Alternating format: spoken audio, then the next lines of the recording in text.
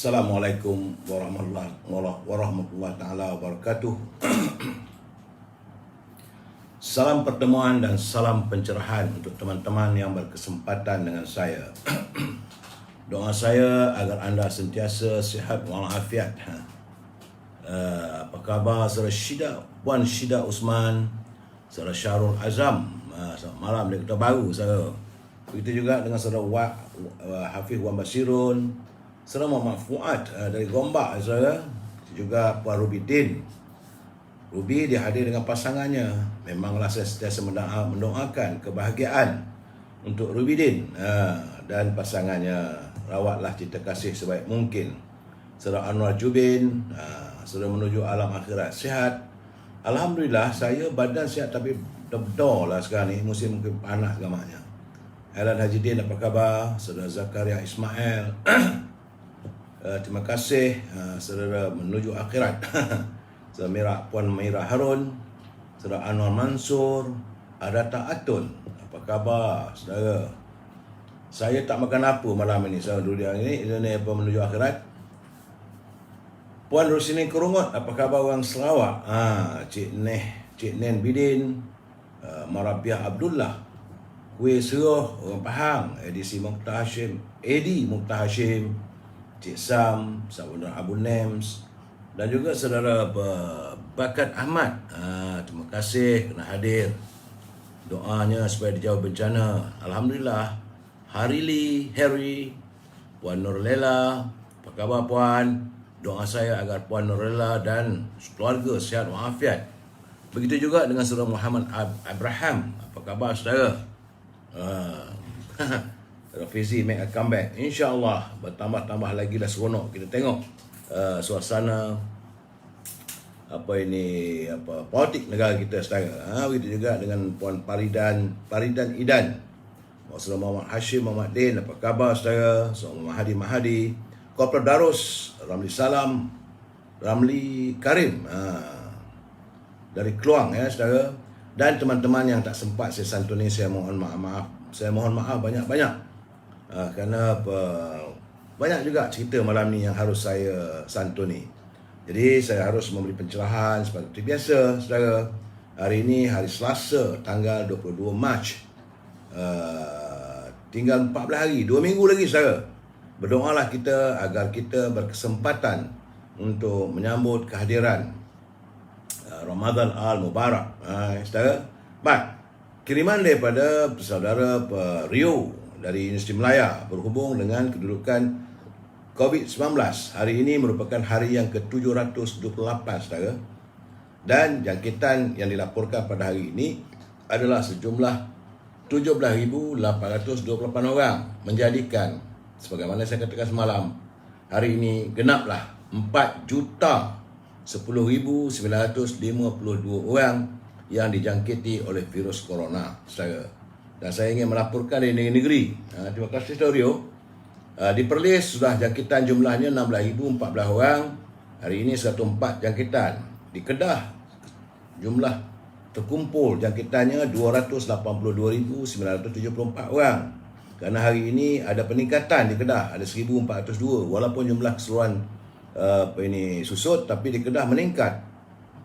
Di Pulau Pinang jangkitan keseluruhan 257,340 orang. Hari ini 1,310. Di Perak alhamdulillah daripada 1,300 tinggal 1,015 orang. Tapi jumlah keseluruhannya adalah 179,810 orang. Di Selangor juga nampak gayanya ada peningkatan balik daripada 6,761 kepada 6,941 saudara. Jumlah keseluruhan di Selangor adalah 1,101,850 orang yang dijangkiti oleh virus corona yang terkumpul saudara ya. Di Wilayah Persekutuan 1,433, jumlah jangkitan terkumpul 309,669. Di Putrajaya hari ini 100 jangkitan. Di Negeri Sembilan alhamdulillah susut banyak daripada 885 kepada 595, menjadikan jumlah yang terkumpul adalah 180,265. Di Melaka juga susut kepada 422. Di Johor alhamdulillah semakin susut nampak gayanya daripada 1,441 kepada 1,088 orang. Tapi jumlah yang terkumpul adalah 363,461 saudara. Di Pahang juga susut daripada 1,100 kepada 771. Di Terengganu nampak gaya Terengganu meningkat pula daripada 547 kepada 738. Jadi warga Terengganu harus berhati-hati. Saya melihat ada jangkitan yang agak meningkat, yang agak ketara di Terengganu saudara. Di Kelantan, alhamdulillah semakin susut nampak airnya. Kemarin 540, semalam 518. Tapi di Sabah ada sikit peningkatan daripada 339 kepada 416. Labuan susut dari 87 kepada 72. Jumlah di Sabah yang terkumpul adalah 364,325. Dan di Sarawak juga nampak ada susut sedikit, tidaklah ribuan, iaitu 813. Jumlah keseluruhan di Sarawak adalah 288,660 orang. Itu keadaannya saudara. Awi Umos ada kenyataan saya masa PAU ada yang terima bayaran Sabah saudara, insyaAllah. Jumlah terkumpul hari ini, setakat hari ini saudara, 21 Mac, dengan 17,828 jangkitan. Artinya untuk bulan Mac ini saja saudara adalah 482,757 orang. Dan bagaimana saya kata tadi, jumlah jangkitan keseluruhan sudah pun mencapai angka 4 juta saudara. Bukan sedikit. Sebab itu saya berharap agar kita sama-samalah menjaga kesihatan kita saudara. Baik saudara, seperti biasa saya usai memberi pencerahan tentang kedudukan COVID, dan kita ucapkan terima kasih kepada Rio daripada Universiti Melaya yang beliau tidak lelah sentiasa menghantar kepada saya laporan demi laporan berhubung tentang kedudukan COVID-19 saudara. Kita masuk sedikit, kena berniaga dah mula sekarang saudara, kena mula berniaga balik. Jadi kepada mereka yang mempunyai produk, sila hubungi Al-Azhar di talian 0113304141 untuk membolehkan saya mewawarkan produk saudara. Ini bulan puasa dah datang ni, mungkin banyak produknya. Dan dengan Al-Azhar jangan lupa haruman setangi bakurnya. Di samping itu banyak minyak wangi daripada Timur Tengah, perfume premium ya saudara, wangian Arab. Bagi saya, kalau tanya dengan saya gunakan minyak wangi Amir Al-Hud. Memang sedap dan menyegarkan. Bila berhubung dengan Azhar, jangan lupa saudara, dekat-dekat bulan puasa ni, rendang tuk produk ibunya, serta kuih bahulu berdal untuk hari raya. Al-Azhar juga ada memasarkan gula O, untuk kesihatan.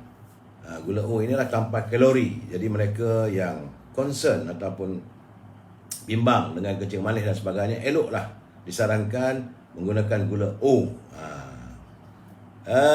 Kalau tak dapat dengan Al-Azhar, bolehlah guna saudara berhubung dengan Siti Farehah. Siti Farehah boleh saudara hubungi di talian 017-711-4300. Jangan lupa kalau berhubung dengan Siti Farehah, saudara Fuad, dendeng manis Siti Farehah sesuai yang paling sedap makan dengan kanji sempena bulan puasa nanti saudara. Sila hantarkan kiriman pesanan cepat, sebab saya nampak banyak pesanan yang dah datang. Nanti tak menang tangan pula menantu teman Yop. Saya juga boleh berhubung dengan Syauqi untuk mendapat bekalan buah-buahan, terutama buah-buah tamar. Syauqi di syarikat Kizinis. Boleh hubungi di talian 012-357-5703. Ini untuk di Lembah Kelang saudara. Buah-buahan tersebut akan sampai ke rumah saudara, harganya di bawah pasaran. Dan jangan lupa sambil-sambil menonton pencerahan saya, labun kita ni, jangan lupa popiah sira Lady Maria yang pedas, rangup dan manis, mengasyikkan. Hubungi Nizam di talian 019-435-1203. Just PM, bagi tahu nak berapa semua, dan tak perlu telefon pun, hantar mesej je. Sila hubungi Nizam 019-435-1203. Sebab saya dapat laporan ramai kawan-kawan berhubung kata tak dapat. Mungkin beliau sibuk melayan. Ramai yang nak merasai nikmatnya popiah sira Lady Maria. Memang saya suka saya. Saya juga jangan lupa pada Puan Ella Zila di talian 012-412-3767. 012-412-3767. Ini untuk mendapatkan minyak saca inci yang kaya dengan omega 369 sebagai makanan tambahan untuk kelegaan, sakit kanser, jantung, kecil manis, darah tinggi dan kolesterol. Saudara, Puan Ella Zila juga memasarkan telkung. Ini sesuai untuk bulan puasa ni, untuk kita sembahyang tarawih dan sebagainya. Telekung Cinta Fatimah. Katanya kalau tempah saci inci, beli satu dapat satu percuma. Itu saya minta maaf mengambil masa sedikit untuk elemen ataupun segmen e-commerce.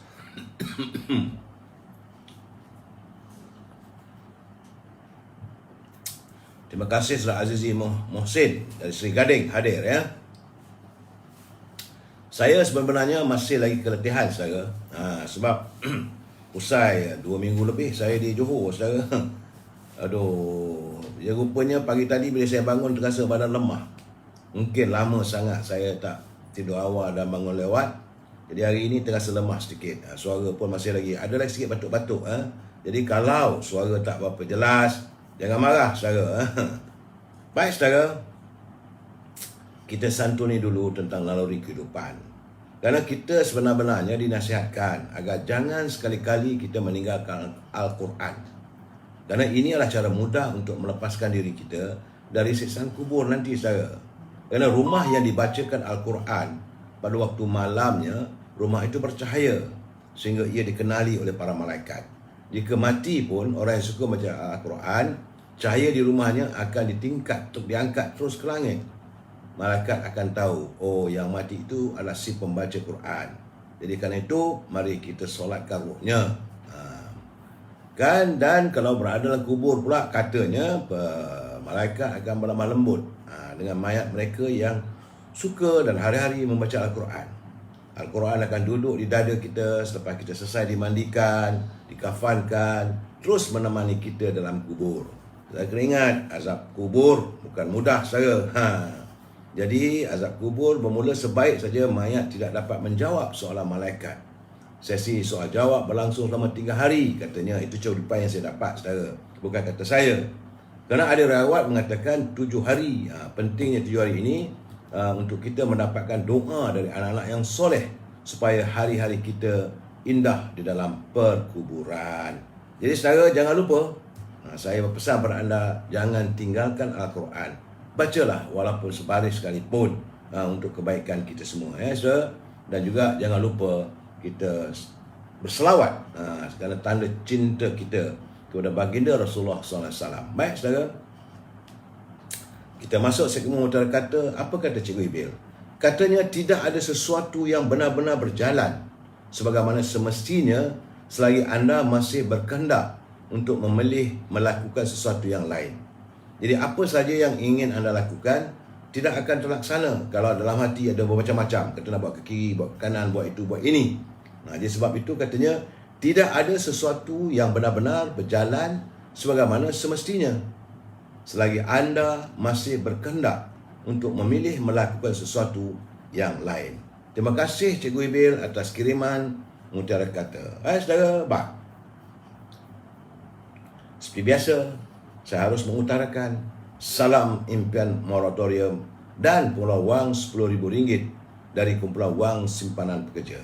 Saya harus mengutarakan kerana sehingga hari ini dah masuk hari yang keempat dah. Ya, Amat Perdana Menteri kata lulus. Tapi masih lagi belum ada cahayanya setakat ini. Malah masih lagi berdolak dalih. Ada orang kata begitu, ada orang kata begini. Yang kita mengharapkan agar Menteri Kewangan akurlah atas apa yang telah pun diputuskan oleh Yang Amat Perdana Menteri. Jangan pula nak buat pandai-pandai sendiri, saudara. Ini duit rakyat, bukannya duit tabungan milik orang lain, saudara.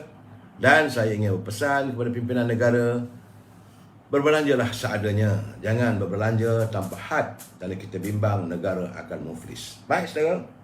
Tajuk perbincangan kita malam ini adalah jangan sayang bertukar benci. Apa yang saya maksudkan dengan kata jangan sayang bertukar benci? Tunggu dulu, kita santun pantun Pak Nazir. Kata Pak Nazir, bab anang menepuk dahi, bajunya sendat pada lengan. kalah menang ketentuan ilahi. Begitulah adat dalam perjuangan. Jadi kita orang perjuangan ni, kalau kita menang, okey. Kalau kita kalah, okey. Janganlah pula kita sebab itu kita putus asa. Katanya lagi, pisau belati buatan tangan bersama simpai cantik sekata. Hati-hati menggilap kemenangan. Jangan sampai melilau mata. Jangan sampai menyilau mata kita ni dengan kemenangan. Akhirnya kita lupa diri. Terima kasih Pak Nazil atas kiriman pantun yang sentiasa memberi nasihat kepada kita. Saya juga masih lagi menerima pantun daripada sahabat kita, pejuang muda daripada Perak Tengah, Saudara Nordin Malik. Cuma hari ini beliau menghantar titipan kepada saya. Katanya hari ini sudah kecoh, saudara. Kecoh kerana sayur-sayuran daripada Tanah Tinggi Genting Highland semakin berkurangan. Katanya sudah kurang sebanyak 40%. Jumlah sayur-sayur di pasar semakin berkurangan dan harganya akan terus mencanak. Di sinilah saya katakan Menteri Pertanian dan Industri Makanan harus melihat persoalan ini, ya. Dan kita khawatir benda ini jika berterusan, kita akan menyambut kehadiran bulan Ramadan nanti dengan keadaan yang sukar. Kalau sayur-sayuran, kata Saudara Nordin, sudah 40% berkurangan di pasaran. Dan harganya nanti tentulah terus melambung. Jadi beliau sempat mengirim pantun. Katanya, potong nanah sampai ke salur, letak bakul lalu dikendung. Cameron Highland dah tiada sayur. Kecoh mainan pengaut untung. Apakah ini percaturan orang tengah? Kita pun tak tahu. Wallahualam bisawab. Katanya lagi, hajat hati berburu landak. Apakan daya dikacau kera. Nasib baik agro bertindak. Krisis makanan tangani segera. Jadi saya mengharapkan agar apa yang diusahakan oleh Saudara Nordin ini mencapai kejayaan untuk mendidik anak bangsa kita bertani dalam pertanian moden. Dan saya lihat hasil daripada pertanian yang dilakukan ataupun yang dididik oleh iGrow ini, saya lihat cilinya pun satu jengkal panjangnya, besar saudara. Begitulah suburnya tanaman sayur-sayuran. Teruskanlah perjuanganmu, duhai anak muda, pejuang muda dari Perak Tengah, Saudara Nordin Malik. Terima kasih atas sulipan 2 rangkap pantun. Dan tidak lupa kita ucapkan terima kasih kepada Pak Nazil yang sentiasa mengirim pantun untuk kita berkongsi bersama saudara. Baik saudara, usai pantun, seperti biasa kita masuk segmen Gedung Ilmu.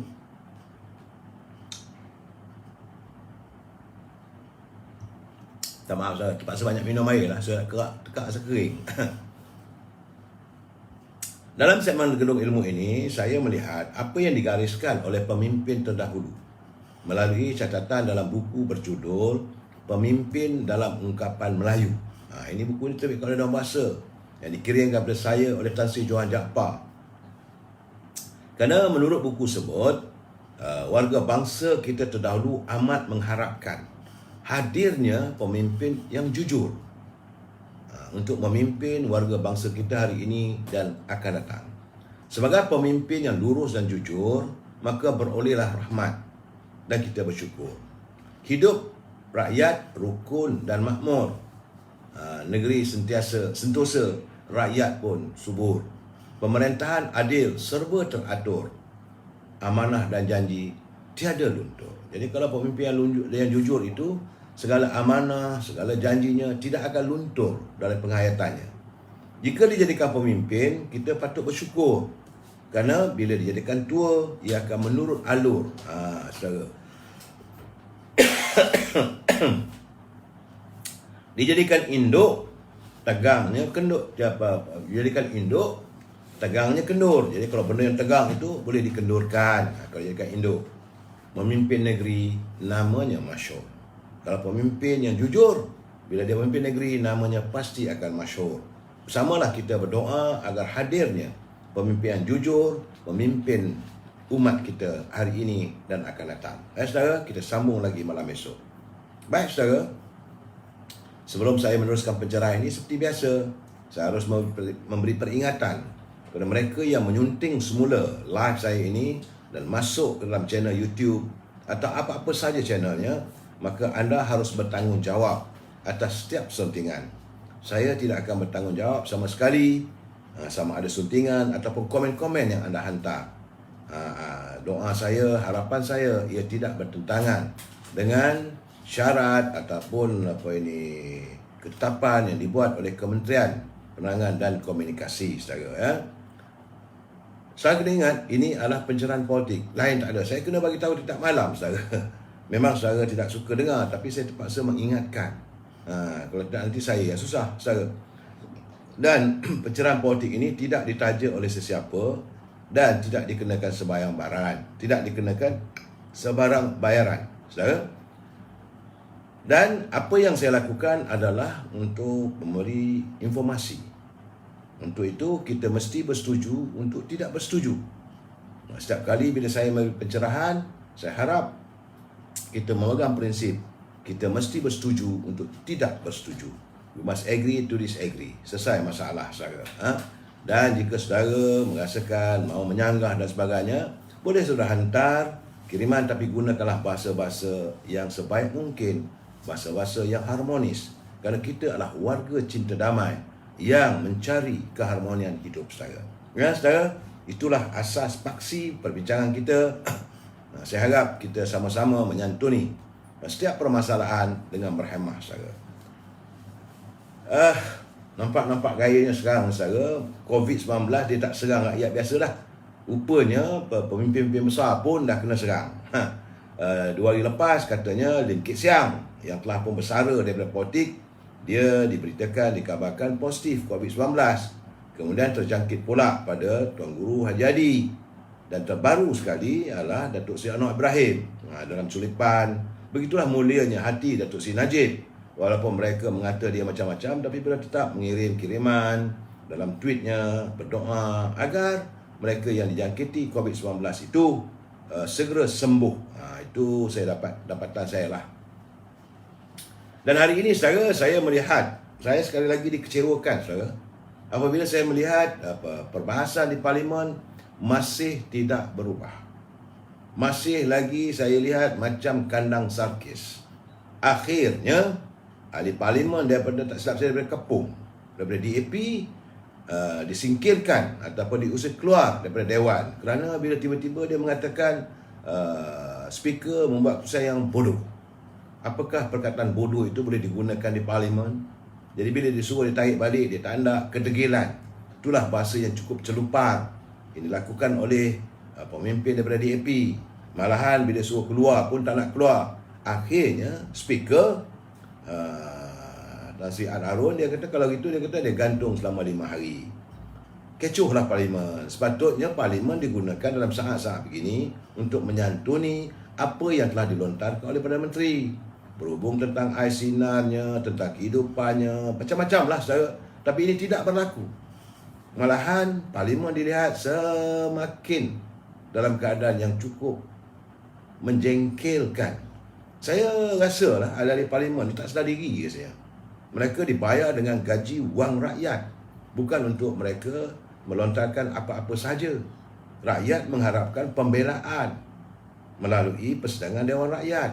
Sebab itu dipanggil Dewan Rakyat. Tapi itu tidak terlaksana.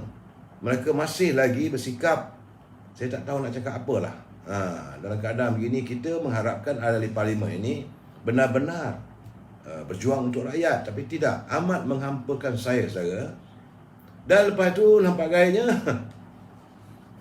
tiba-tiba kabarnya Datuk Najib kena saman lagi. Oleh tiada lain tak bukan, sekejap lagi saya akan cakap. Ni kena saman lagi. Tentang apa, Kementerian Kesihatan. Baik, saudara. Sebelum itu kita cuba hayati intipati ucapan supaya kita tengok di mana yang terlaksana, apa yang telah dilaksanakan, apa yang masih belum. Ini ucapan daripada Yang Amat Berhormat Perdana Menteri sewaktu beliau menghadiri Perhimpunan Agung UMNO. Katanya pertama sekali, katanya kes kematian arwah Adib. Jadi beliau berjanji akan disiasat secara menyeluruh. Malahan keluarga Adib telah pun diberi ex gratia 1.5 juta. Tuntas, alhamdulillah. Kemudian beliau menzahirkan bahawa siasatan RCI tabung haji, itu janji Yang Amat Perdana Menteri akan dapat diselesaikan pada penghujung Julai ini. Dan yang ketiga, Yang Amat Perdana Menteri mengatakan tiada paksaan dos penggalak kepada golongan dewasa dan vaksin kanak-kanak. Dan kanak-kanak tidak digalakkan mengambilnya. Itu kenyataan Perdana Menteri. Sebab itu dia kata dirinya sebagai jati dirinya orang UMNO dan menyantuni kehendak rakyat. Dan pindahan Akta 342 Akta 342 yang sepatutnya dibentangkan di Parlimen dengan jumlah kompaun yang tinggi, beliau menyatakan bahawa tidak dibawa ke Parlimen dan cukup setakat itu terhenti. Tiadalah pindahan berhubung Akta 342 yang beri kuasa kepada Kementerian Kesihatan untuk menyaman orang dengan harga yang tinggi, saudara, yang dipertikaikan oleh banyak pihak. Alhamdulillah. Kemudian Yang Amat mengatakan bahawa DRB Highcom melabur sejumlah 30 bilion untuk membangunkan Automotive High Technology Valley Proton City di Tanjung Maling. Bila tak tahu bila lagi, tetapi beliau mengatakan bahawa kerajaan akan melaksanakan. Mudah-mudahan ini terlaksana, maka dapatlah dipertingkatkan lagi peluang pekerjaan untuk warga di sekitar Tanjung Malim, iaitu di Proton City. Ini paling penting. Banyak diperjuangkan oleh pakar-pakar bahasa kita. Apabila Yang Amat Perdana Menteri mengatakan Akta Dewan Bahasa dan Pustaka akan dipinda. Alhamdulillah, bagi membolehkan siapa saja melakukan pelanggaran berkaitan bahasa Melayu dikenakan tindakan. Kalau saya ingat tak, dalam sebulan dulu saya pernah melontarkan persoalan ini. Saya katakan bahawa sudah sampai masanya kerajaan mewujudkan penguatkuasa yang menguatkuasakan akta bahasa. Dan insya-Allah mudah-mudahan kita ada penguatkuasa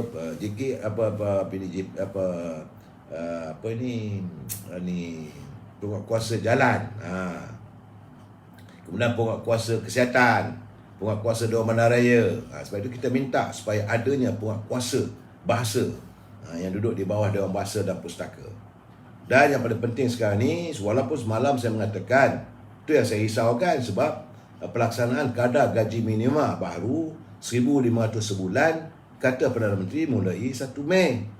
Tapi sudah ada pula dengar-dengar kata nak ditangguhkan dan sebagainya. Ini yang tak seronok ni. Jadi saya terpaksa rekod balik apa yang dinyatakan oleh Yang Amat Perdana Menteri. Saudara Norizan Said, memang kita jangan janji tinggal janji. Dan katanya lagi, penuntut asing di negara ini wajib mempelajari bahasa Melayu. Sasarnya ia akan menjadikan bahasa kedua terbesar di Asia Tenggara. Memang kita berterima kasih pada Yang Amat Perdana Menteri yang berusaha untuk melebarkan penggunaan bahasa ini di serantau negara ASEAN. Dan keputusannya katanya kerajaan akan mempertahankan Sabah selama-lamanya daripada diganggu gugat oleh Raja Sulu dan warisnya. Yang kita harap benda ini dapat disantuni, diselesaikan melalui secara diplomatik. Dan akhir sekali, yang paling penting, keputusan bubar Parlimen akan dibincangkan bersama top 5. Tidak lagi dia nak bincang dengan parti-parti lain. Top 5 daripada UMNO iaitu Presiden, Timbalan Presiden dan 3 orang naik-naik Presiden. Dan selepas dia berbincang itu, maka beliau akan mempersembahkan kepada Duli Yang Mulia Tuan Agong untuk mendapat restu supaya bolehlah diadakan pilihan raya umum. Itu kenyataan daripada Datuk Ismail Sabri selaku Perdana Menteri sewaktu beliau hadir di Perhimpunan Agung UMNO dalam ucapan penangguhannya. Dan kita harap benda ini benar-benar terlaksana, saudara. Cuma saya lihat walaupun dalam ucapan penggulungan Datuk Seri Ismail Sabri menjelaskan tentang isu pengambilan vaksin, tapi dengan nadanya yang tegas, katanya tiada paksaan untuk mengambil dos penggalak juga vaksin terhadap kanak-kanak. Jadi artinya, saudara, kalau kita dengar, tidak ada keperluan untuk menukarkan status di MySejahtera kepada belum lengkap vaksin bagi mereka tak mengambil dos. Tetapi, ini masalahnya. Menurut Menteri Kesihatan, KJ, dalam laman edisi siasat, saya bacalah edisi siasat, melaporkan ia seolah-olah bagai menyanggah keputusan yang dibuat oleh Perdana Menteri. Saudara, kerana dalam kenyataannya dia berkata sejumlah 34.4% penduduk negara ini masih belum menerima dos penggalak. Jumlah ini termasuk 835,000 warga emas dan 21 juta penerima dos lengkap Sinovac. Jadi katanya kumpulan ini akan kehilangan status lengkap vaksinasi pada 1 April jika tidak menerima booster sebelum tarikh tersebut. Jadi kepada penerima vaksin Sinovac dan warga emas berumur 60 tahun ke atas yang menerima semua jenis vaksin ni, mereka diberikan tempoh sehingga 31 Mac untuk mendapatkan suntikan dos penggalak. Sekiranya gagal buat demikian, status vaksinasi mereka akan bertukar kepada tidak lengkap. Jadi persoalan sekarang, apakah KJ ni tak faham dengan apa yang dinyatakan oleh Yang Amat Perdana Menteri? Jadi atas sengaja, KJ ni nak menyanggah setiap keputusan daripada Perdana Menteri. Atau mungkin dia merasa kuasa dia lebih besar daripada kuasa Perdana Menteri. Ini persoalannya yang dilontarkan oleh edisi siasat. Saya rasa betul juga. Kamu sebagai menteri duduk di bawah kabinet yang dipimpin oleh Datuk Ismail Sabri. Kalau bos kamu dah kata buat begitu, buat sajalah. Jangan nak menyanggah. Sebab itu saya rasa nampak gaya sekarang ni, saya rasakan sampai masanya Kementerian Kesihatan Malaysia ni kena rombak balik lah. Nampak gaya dah kita jauh melalut ni. Kita melihat seolah-olah macam-macam ada elemen yang meletakkan kepentingan tertentu. Sama ada soal nak cari duit dan sebagainya. Saudara. Jadi nampaknya saya melihat seolah menterinya dah besar kepalanya, babe. Malahan saya tengok hari ni dalam media sosial dah ada pula siap screenshot. Screenshot tu maksudnya dia ambil dia punya kiriman dalam Twitter ke dan sebagainya dalam Facebook ke, dibuat yang buat dalam post dia semalam ni. Saya tak tahu apakah ini sengajakan atau kerana dia berdendam, saya tak tahu. Tapi kita melihatlah dalam keadaan begini, apakah dia seolah berdendam dengan Tun Najib? Saya pun hairan. Sebab itu saya kata orang ni 9 kena jaga-jaga. Akan datang kalau Mamat ni masuk lagi gelanggang, nampak-nampak gayanya, tak tahulah. Tapi bila saya belik ni saudara, tengok Hayati, rupa-rupanya tarikh saman itu adalah tarikh hari ini, bukan waktu di Johor. Kerana dalam kiriman di media sosial, KJ menyatakan antara lain, dia kata kompaun sudah dikeluarkan kepada Kek Siap. Kementerian Kesihatan Malaysia juga harap Datuk Seri Najib Razak bayar satu kompaun yang dikeluarkan semasa PRN Johor yang masih belum settle. Hebat. KKM juga harap Najib Razak menerima 4 lagi kompaun yang dihantar melalui pos daftar yang pegawai Datuk Seri Najib enggan menerima sebelum ini. Jadi saya kata, apa hal kamu pada Datuk Najib? Anwar Ibrahim pun turun, Mak Sabu tu ramai pemimpin politik yang turun ke berkempen. Saya pun dah berkempen, ramai berkempen. Tapi kenapa Datuk Najib saja yang kena? Ini saya hairan lah. Ada seolah-olah macam ada satu personal crush, ataupun seolah-olah lah, saya rasa ramai orang membuat persepsi bahawa dia ni macam nak marah pada Najib. Tak ada pasal saya. Saya merasakan begitu saudara. Sedangkan saya nak quote lagi. Kena ingat saudara, dulu waktu Datuk Seri Najib jadi Perdana Menteri, masa itu dia ketua pemuda, asyik gambar angkat tabik Datuk Najib. Dalam ucapan dia kata apa? Kalau 1000 orang ada berdiri di belakang Datuk Seri Najib, salah seorangnya adalah saya. Kalau tinggal 100 orang pun yang menyokong, yang beri teguh di belakang Datuk Seri Najib, satu itu adalah saya. Dan seandainya tinggal seorang sahaja yang berdiri teguh di belakang Datuk Seri Najib dan tak ada orang lain, yang satu itu adalah saya. Tu dia punya ayatnya waktu perhimpunan agama UMNO. Sekarang ni bagai nak rak kena balon. Itu jadi saya rasa ini pemimpin macam mana orang macam ni? Ini gambaran saudara. Saya kata budak ni tak boleh pakai lah. Memang cakap tak suka bikin. Cuma bila orang tu berkuasa. Tapi hari ini bila tengok daripada apa yang edisi siasat lontarkan dalam halaman media sosialnya, seolah-olah dia menyanggah pula Perdana Menteri. Dan kerana ni bolehlah orang kata siapa besar ataupun siapa lebih besar. Jadi sekarang seolah macam-macam dia tak peduli dah. Macam dah kena rasuk. Akulah segala-galanya. Pada Kementerian Kesihatannya saudara. Kerana adanya enactment ataupun adanya undang-undang Yang boleh diguna pakai, yang boleh terlaksana. Jadi kadang-kadang beginilah. Saya merasakan sepatutnya lah Yang Amat Berhormat Perdana Menteri segeralah sama ada bubarkan parlimen ataupun dirombak kementerian ini. Bagi orang jaga macam ni, susah lah macam ni. Tiba-tiba Datuk Najib je. Dulu Datuk Najib makan kedai makan. Saya bukan nak membela Datuk Najib, tidak. Tapi apakah begitu cara layanannya terhadap seorang pemimpin? Saudara, ini gambaran yang kita dapat. Saya pulang pada anda memikirkanlah. Masuk kedai makan kerana tak cek dia punya air sejahtera, kena saman. Kempen sana kena saman. Kempen ke sini kena saman. Kempen Melaka kena saman. Berkempen di Johor kena saman. Apakah kerana dia melihat begitu ramai orang menyantuni, berkerumun dengan Datuk Najib, dia kena saman. Sedangkan saya nampak Datuk Najib pakai pelitup, bukan tak pakai. Saudara Guardian Dion, KJ ada orang jadi batu api, tak ada orang itu ketua pun tu. Saya setujulah saya sudahlah. Dah orang Kedah panggil lock-lock lah. Baik, saudara. Tak usah kita bicarakan soal KJ, kita bercakap pula tentang Muafakat Nasional. Masih lagi. Saya dah bercakap dulu. Saya kata Muafakat Nasional dah tak ada. Tapi nampak gayanya masih lagi orang nak bercerita tentang ke mana hala tuju Muafakat Nasional. Sebab itu UMNO menegakkan gagasan Muafakat Nasional yang diasaskan bersama PAS demi kesatuan dan kemaslahatan ummah 4 tahun lalu kini sukar untuk diselamatkan. Itu kenyataan Ketua Pemuda UMNO, Datuk Seri Dr. Ashraf Wajidi. Kerana UMNO katanya sudah mencuba sedaya upaya untuk menyelamatkan Muafakat Nasional, tapi akhirnya menemui jalan buntu. Bukan kenapa sahaja, kerana sikap pemimpin PAS itu sendiri, lebay-lebay di atas tu.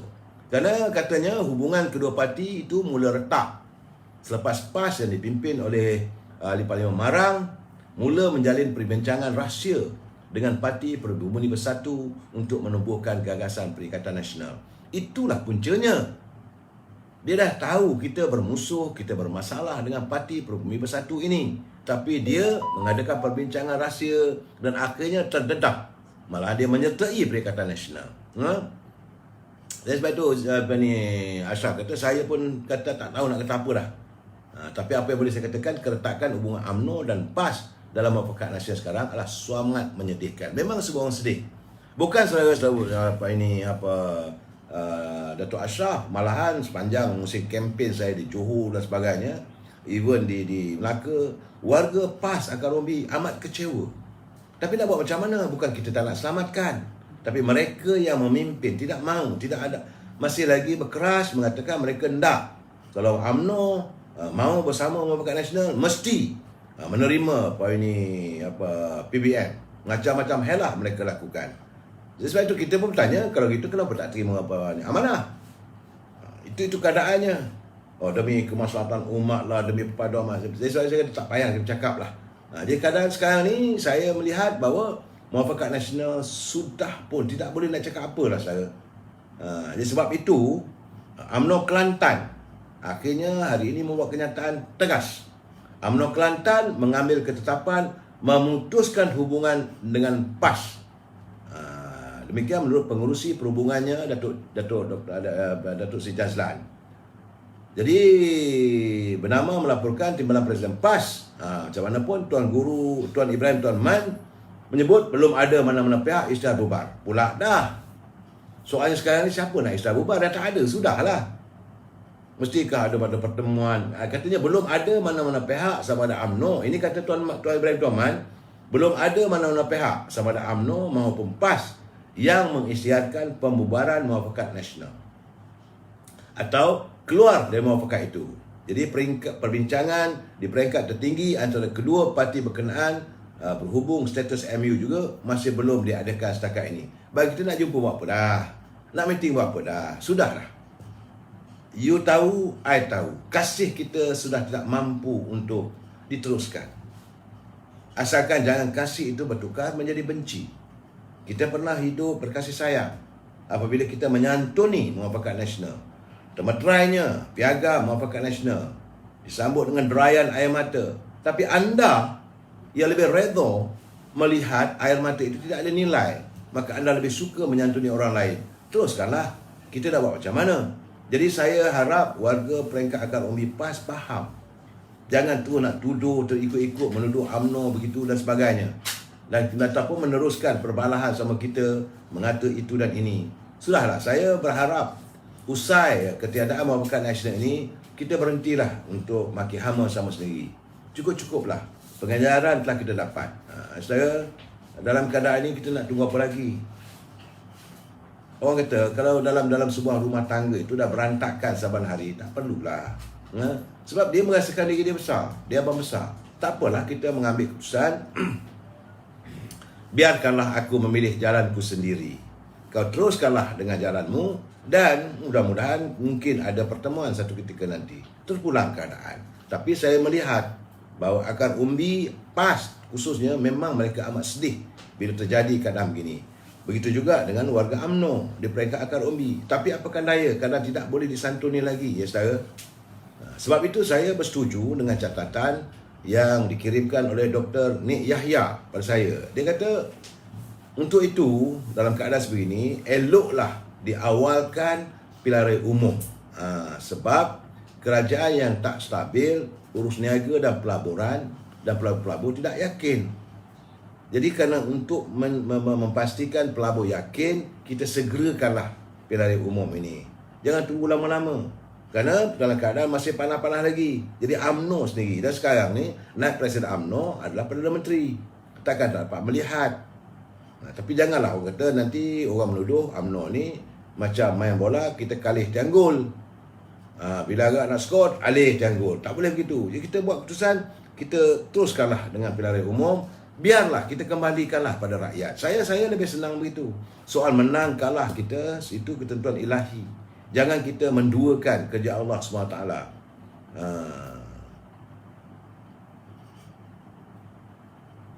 Tu BKM dapat berapa ya? RM1 ke RM350? Saya saudara Jepang, saya tak tahu. Semalam Tengku Zafrul mengatakan akan dibayar. Tapi berapa jumlah tak disebut. Inilah masalahnya. Kita berada dalam keadaan tak menentu. Sedangkan yang kita tuntut, saya kata, kita menanti tentang pengumuman berhubung dengan penggunaan wang simpanan pekerja. Itu keadaannya saja. Jadi berbalik pada kata-kata daripada Dr. Nik Yahya tadi, dia kata, mulut boleh cakap lah, tapi hati kita membara. Sebab itu ketua UMNO bahagian, timbalan ketua UMNO bahagian, naib ketua UMNO bahagian, ketua wanita, ketua pemuda, kerjalah untuk parti sekarang. Cuma yang anehnya sekarang ni, saudara, bila kita menyentuh soal pilihan raya ni, parti pembangkang pula yang tak mahu ada pilihan raya. Itu menurut Datuk Seri Zahid Hamidi, dia pun rasa hairan. Inilah satu-satunya parti pembangkang di dunia ini yang tidak mahu diadakan pilihan raya. Kita pun tak faham, selalunya bila ada masalah, pembangkang lebih dulu minta tuntut adakan pilihan raya. Ini tidak. Karenanya dia mahu melengah-lengahkan pilihan raya ini. Jadi menurut Datuk Seri Zahid, dia kata saksikan juga bagaimana pembangkang Malaysia barangkali satu-satunya pembangkang di dunia yang tidak mahu pilihan raya umum diadakan. Dan mereka menawarkan memorandum persefahaman MOU 2.0 kepada kerajaan demi untuk memastikan PRU ke-15 tidak diadakan dalam tempoh terdekat. Kerana mereka mahu membeli masa. Mereka berusaha untuk memberi waktu untuk mencipta tipu daya dan fitnah mehnah yang baru selepas segala penipuan yang mereka lakukan diketahui dan di-reject ataupun ditolak oleh rakyat. Jadi soalan ini Datuk Seri Zahid Hamidi bertanya, apakah UMNO Barisan Nasional begitu naif untuk terus berkompromi dan membantu menjayakan strategi mereka? Itu apa yang ditulis oleh Datuk Seri Zahid tadi. Katanya pembangkang pasti tidak akan melepaskan peluang jika UMNO yang berada dalam kedudukan mereka itu ditolak oleh rakyat. Kalaulah UMNO berada dalam kedudukan seperti mereka, pembangkang akan minta diadakan pilihan raya sekarang. Tapi bila kerana kedudukan parti-parti pembangkang di mata rakyat begitu keadaan yang comot, saya katakan, mereka menolak supaya pilihan raya ini diadakan segera. Itu keadaannya, saudara. Dalam bagaimanapun, walau bagaimanapun, saya agak tertarik untuk menyantuni. Itu soal pilihan raya, saudara. Sepatutnya segera ke pilihan raya sebab banyak benda yang kita nak buat. Sebab selepas pilihan raya ini, saya rasa selain daripada Tommy Thomas, sesuatu yang paling besar sekali adalah kemana hilangnya wang yang dijana oleh syarikat Petronas. Kerana menurut ini founder ataupun pengasas kepada Petronas yang berhormat Mulia Tengku Razali Hamzah, dia kata bahawa sejak tahun 70-an lagi Petronas telah pun memberi derma atau untuk tabung UMNO sejumlah 40 bilion ringgit setiap tahun. Dan sekarang dah lama lah, lebih daripada 30 tahun. Jadi persoalan sekarang ni, ke mana pergi wang itu? Malahan Petronas yang menjana keuntungan, jumlahnya bukan sedikit, triliun. Jadi apa yang dijana oleh Petronas sepatutnya disimpan untuk rakyat, tapi itu tak berlaku. Menurut yang diomong oleh Tengku Razali, dia kata kalaulah seandainya pimpinan menyimpan wang yang diberi oleh Petronas kepada kerajaan untuk masa depan negara, masa depan rakyat dan tidak dibazirkan, hari ini dia kata paling sedikit pun negara mungkin punya simpanan lebih daripada 2 triliun. Dengan wang tersebut, semua rakyat boleh dapat pengajian percuma. Tak perlu ada PTPTN.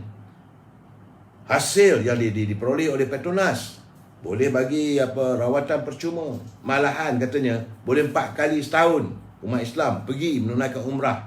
Begitulah banyaknya wang yang dihasilkan oleh Petronas, tapi dibazirkan. Sebab itu sekarang ni kita harus menuntut ke mana pergi wang itu, siapa yang menghabiskannya. Bukan sikit, dah sampai cecah kalau dah triliun ini, saudara. Betul, waktu tahun itu habis sikit, ini habis, tapi jumlah keseluruhannya. Saudara Jerry Jai, pembangkang tengah cari idea baru nak menipu rakyat lagi. Itu memang idea mereka. Tetapi bagi saya, kita harus segera untuk mengadakan pilihan raya ini, sebab usai saja pilihan raya, apabila terbentuknya kerajaan baru nanti yang dominannya, maka kita nak tuntut RCI tentang Tommy Thomas, apa saja. Dan paling penting adalah tentang Petronas. Sebab Petronas ini sekarang untuk pengetahuan saya, ia diasaskan pada tahun 1974. Pengasasnya adalah Yang Berhormat Mulia Tengku Razali Hamzah. Setelah beliau diamanahkan atas arahan Tun Abdul Razak yang mahu agar kekayaan negara ini dinikmati oleh warganya. Dan kita nak tahu sekarang ni, siapa sebenarnya yang menyamun, yang merompak karung kekayaan. Bukan sikit saja. Dia kata Tengku Razali, kalaulah 40 bilion setahun disimpan oleh kerajaan, hasil daripada Petronas, artinya dalam tempoh tersebut tentunya berjumlah 2 triliun ringgit. 2 triliun, brother. Kiranya jumlah tersebut kita bahagikan kepada seluruh rakyat Malaysia sepuratanya, 32 juta orang. Semua boleh dapat duit. Dan boleh percuma rawatan lah, pendidikan lah, macam-macam boleh buat. Tapi ke mana wang itu? Siapa sebenar-benarnya yang memulakan rampukan terhadap wang Petronas ini? Ini tidak berlaku zaman Tun Razak. Ini tidak berlaku zaman Tun Hussein On. Ia bermula. Ini bermula daripada zaman era kepimpinan 22 tahun. Wawasan 2020. Banyaklah duit Petronas digunakan untuk buat itu, buat ini dan sebagainya. Tetapi sepatutnya, walau nak buat, janganlah dikeringkan. Janganlah dikosongkan kantung negara. Tak sepatutnya begitu. Sebab itu perlu ada RCI. Perlu ada siasatan.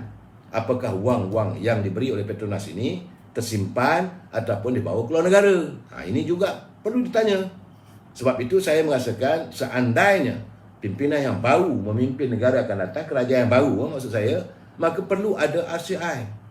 Mesti ada kaji selidik. Sebab saya rasa kantung negara begitulah. Macam seolah dia rampuk, disamun oleh mereka. Sedangkan kita rakyat hidup menderita. Terjerit-jerit nak dapat duit daripada EPF pun tak dapat. Bila dengar je Menteri Kewangan kata ada bantuan, semua buka telinga, mengharapkan. Akhirnya itulah keadaannya, penuh kehampaan. Ini gambarannya, saudara. Saya berharaplah kalau boleh nanti kita bersatu hati. Kita minta, kita menuntut, rakyat harus bangun menuntut. Kalau mereka yang melakukan kecurangan, mereka ini perlu disiasat. Tidak ada seorang boleh dilepaskan undang-undang. Jangan satu orang saja. Ini kita tengok tak habis-habis. Hari ini perbicaraan Datuk Senajib masih lagi berjalan. Macam-macam lah. Saya tak boleh mengulas lebih. Sebab ini mahkamah. Tapi kita lihat perbicaraan itu Saya nampak macam sempang peranang keadaannya. Orang ni kata begini, orang kata begini. Parlimen pula lebih teruk lagi. Akhirnya orang ni kena ular, orang ni kena usir, kena keluar dan sebagainya. Jadi macam tidak menentu. Negara kita sekarang ni kacau bilau. Dalam keadaan kacau bilau, siapa nak datang melabur? Sedangkan bukan tak ada hasil. Negara kita ini negara yang kaya raya. Selalu dipikir sendiri, negara Singapura tak ada hasil. Singapura tak ada minyak, Singapura tak ada minyak kelapa sawit, Singapura tak ada getah, Singapura tak ada timah. Tapi mereka hidup kaya raya. Hasilnya apabila pengurusan negara itu diurus dengan baik, dan kita mengharapkan akan hadir supaya saudara kumat kami 27 bulan, 27 tahun, 22 bulan, 13 bulan Petronas sejarah. Ini keadaannya. Saya bersimpati dengan apa yang dilontarkan oleh Yang Berhormat Tengku Razali, sebab beliau merasakan apa yang beliau zahirkan, apa yang beliau usahakan akhirnya menguntungkan pihak-pihak tertentu, bukan untuk rakyat. Sedangkan sewaktu Tun Razak mengamanahkan kepada beliau adalah untuk rakyat merasainya, supaya rakyat. Tapi saya lihatlah sendiri apa yang berlaku. Tak apa saudara, kita tunggu. Jadi saya juga bagaimanapun saya agak usai cerita Petronas, kita dengar sedikit. Ini saya tengok ceripan daripada ini tentang Parti Keadilan. Rintitan hati, suara hati saudara Saifuddin Nasution. Dia dulu UMNO dulu saudara, bekas siswa politik kepada Datuk Seri Said Ahmed. Orang UMNO. Tapi mereka sekarang ni berada dalam PKR. Tapi beliau dalam tulisannya, dalam culipan yang kata sukannya Parti Keadilan Rakyat bergerak ketika pimpinan utama khianat. Ini harus dijadikan tauladan kepada kita. Kerana dalam Parti Keadilan memang berlaku pengkhianatan. Kepala pengkhianatnya adalah Azmin Ali. Dan adalah kuncu-kuncunya. Jadi bila dalam keadaan begitu, ada pemimpinnya melihat dalam keadaan begitu, berehat dulu. Ini yang dialami oleh UMNO apabila kita kalah, kita ada pula pengkhianat.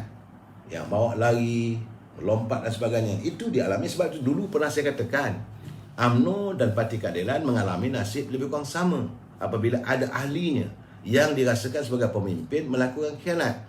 Jadi saya lihat kenyataan daripada saudara ini Saifuddin tadi tu, dia kata Presiden kekal disiplin tapi ditomah macam-macam. Akhirnya hari ini Parti Keadilan saya merasakan akan dilihat secara solo.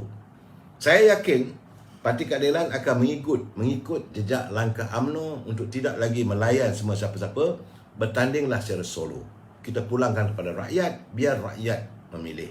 Kerana banyak sangat pengkhianatan. Dalam UMNO sendiri pun ramai. Sebab itu sekarang ni saya nak cakap terus terang saya terdapat sekurang-kurangnya 6 orang ahli UMNO yang telah dikenal pasti cuba melakukan onar semasa Perhimpunan Agung UMNO minggu lalu dengan mengedarkan sampul putih penuh berisi. Saya 3 orang. Saya nampak gambarnya, nama. Saya tak boleh beri nama sekarang saudara, sebab ini boleh membuatkan kita diambil tindakan undang-undang. Tapi kiriman kepada saya 3 orang lainnya adalah ahli putih UMNO. Nama saya tak boleh beritahu kerana siasatan sedang berjalan. Tapi UMNO telah pun mengenal pasti 3 ahli puteri, 2 ahli pemuda dan 1 ahli bekas pergerakan pemuda. Mereka ini dikenal pasti cuba membuat onar yang mengedarkan sampul putih penuh berisi. Siapa yang menjadi penaja utama juga sudah dikenal pasti.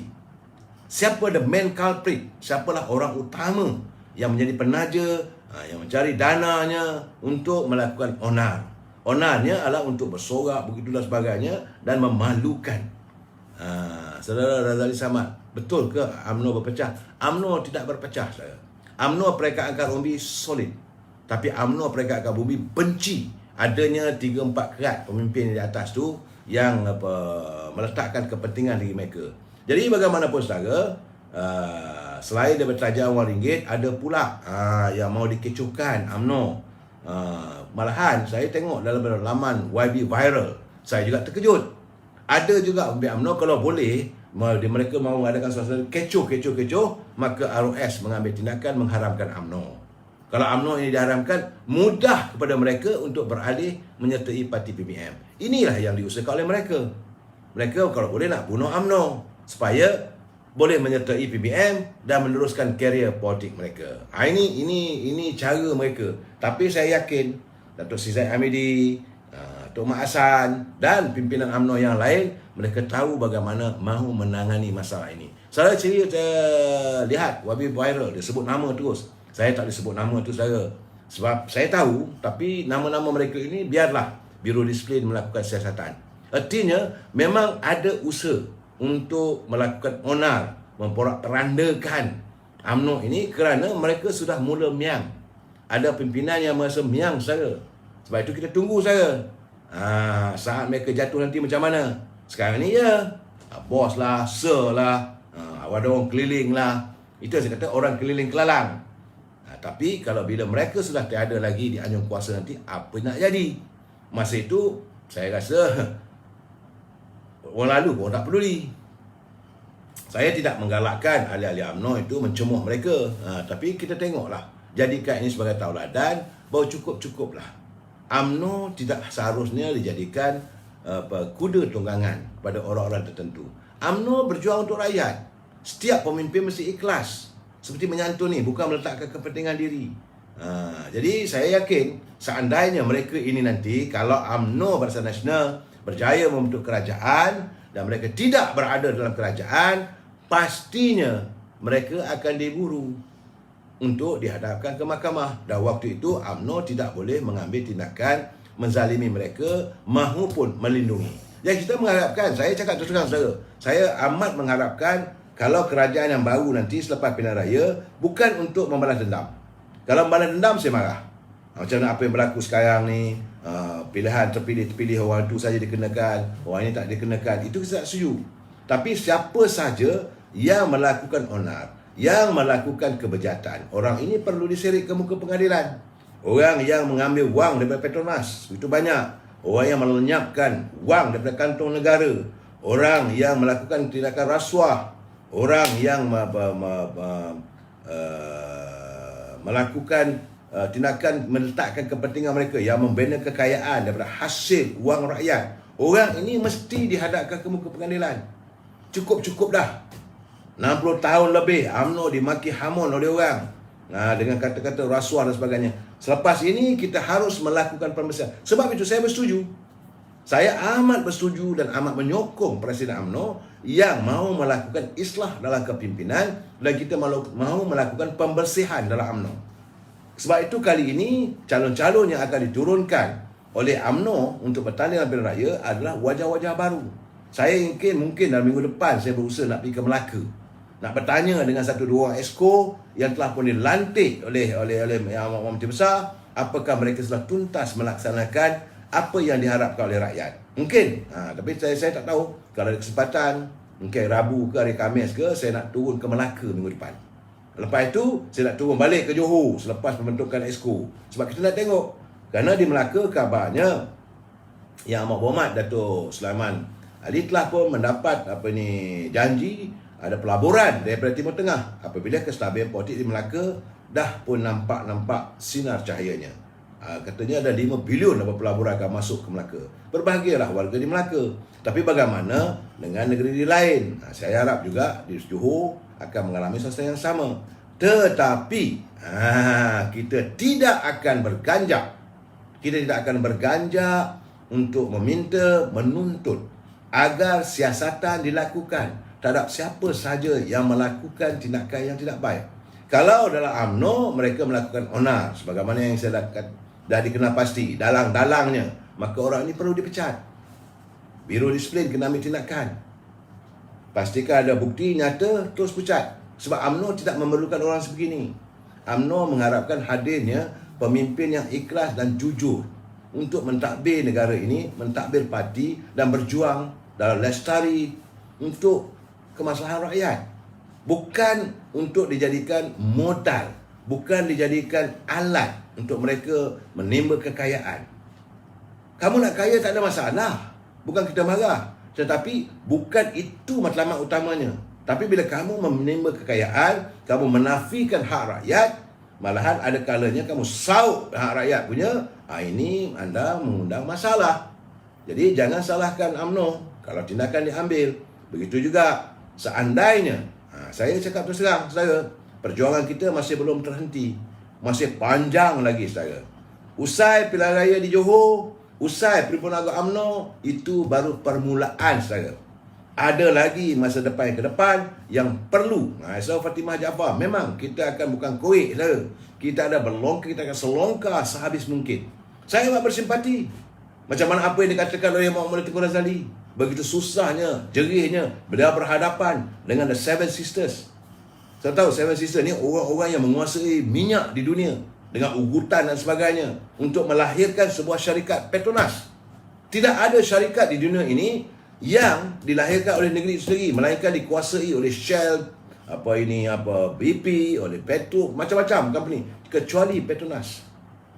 Waktu itu beliau berhadapan dengan tekanan dan sebagainya. Tapi apa yang beliau dapat? Beliau melihat segala kejayaan itu dirampok oleh mereka yang langsung tidak mengenang dan tidak langsung ingat bahawa ini adalah amanah rakyat. Duit ini, hasil ini, karun negara sepatutnya dikongsi ataupun dinikmati oleh warganya, bukan untuk mereka sendiri. Seharusnya usai pilihan raya nanti, kita minta supaya Petronas membuka segala konti ke orang audit ke, auditlah sebaik mungkin. Sekarang kerana kita dah tahu bahawa wang Petronas ini, akaun Petronas ini duduk di bawah Jabatan Perdana Menteri. Siasat secara tuntas dan habis kita mahu supaya hak rakyat dikembalikan. Kita jumpa lagi malam esok. Wabillahi taufiq wal hidayah. Assalamualaikum warahmatullahi wabarakatuh. Selamat malam.